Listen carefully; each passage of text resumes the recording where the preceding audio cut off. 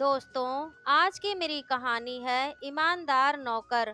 एक बार की बात है, शाहीनगर नामक गांव में एक बूढ़ा आदमी रहता था और उसके साथ उसकी पत्नी रहती थी। दोनों बूढ़े हो गए थे। उनके कोई संतान नहीं थी। घर और बाहर का सारा काम उन्हीं को करना पड़ रहा था। बूढ़े आदमी के पास बहुत सारा धन दौलत था। किसी बात की कोई कमी नहीं थी।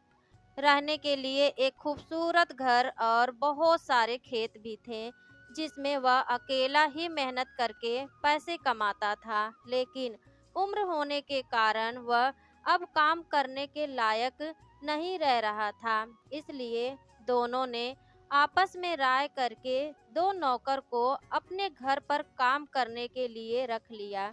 दोनों साथ ही घर का काम निपटा कर खेत पर चले जाते थे और शाम होने पर वापस घर आ जाते थे। दोनों में से एक नौकर बिल्कुल अपने घर की तरह काम करता था। दोनों बूढ़े पति पत्नी को अपनी माता पिता की तरह रखता था। अपना सारा काम बड़ी लगन से करता था। बूढ़े पति पत्नी भी उसके व्यवहार से बहुत प्रभावित थे। लेकिन दूसरा नौकर बिल्कुल कामचोर था। हर काम में आलसी तथा लालची था। वह हमेशा उस भोले भाले नौकर का फायदा उठाया करता था।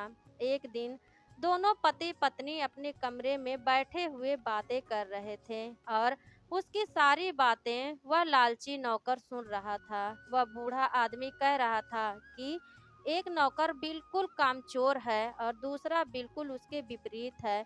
अपना सारा काम बड़ी लगन से करता है। हमें अपना सारा कारोबार उसी को सौंप देना चाहिए और उसे अपने बेटे की तरह रख लेंगे और इस आलसी को यहाँ से भगा देंगे।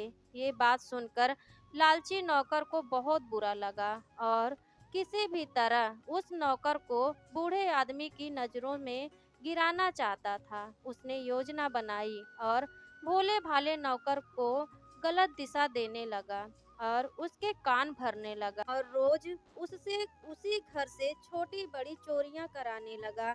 फिर खुद ही जाकर बूढ़े आदमी को सच बता देता था।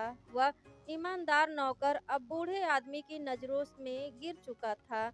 उसने बिना सच्चाई जाने उस नौकर को अपने घर से निकाल दिया। अब क्या था, पूरे घर और खेती पर उस आलसी नौकर का हक था।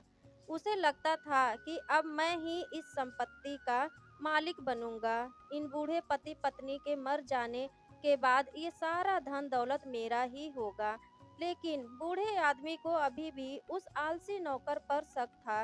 वह उस पर नजर रखता था और धीरे धीरे ईमानदार नौकर की सच्चाई का पता चल गया। उसने उस आलसी नौकर को अपने घर से निकाला और फिर से उस ईमानदार नौकर को अपना बेटा बनाया और उसे अपनी सारी संपत्ति और बुढ़ापे में दोनों को संभालने की जिम्मेदारी सौंप दी और उनका जीवन काफी सुखदायी गुजर रहा था। उसने उन दोनों को सगे माँ बाप की तरह रखा और जो एक बेटा करता वो सब कुछ उसने किया। एक सगे बेटे की तरह अपना फर्ज निभाया। दोस्तों, इस कहानी से हमें यह सीख मिलती है कि हमें किसी का गलत फायदा नहीं उठाना चाहिए। जो हमारा होता है वैसे ही सभी का होता है। अपने को अपना और पराये को पराया नहीं समझना चाहिए। अपना कार्य ईमानदारी से करना चाहिए, चाहे वह कार्य अपना हो या दूसरों का, क्या फ़र्क पड़ता है। तो दोस्तों, आज की कहानी अच्छी लगी हो तो प्लीज़ लाइक कर दीजिएगा। मेरे चैनल एमएल स्टोरीज़ को सब्सक्राइब कर लीजिएगा और शेयर करना बिल्कुल मत भूलिएगा। मिलती हूँ ऐसी ही प्यारी सी कहानियों के साथ। तब तक के लिए bye bye and take care.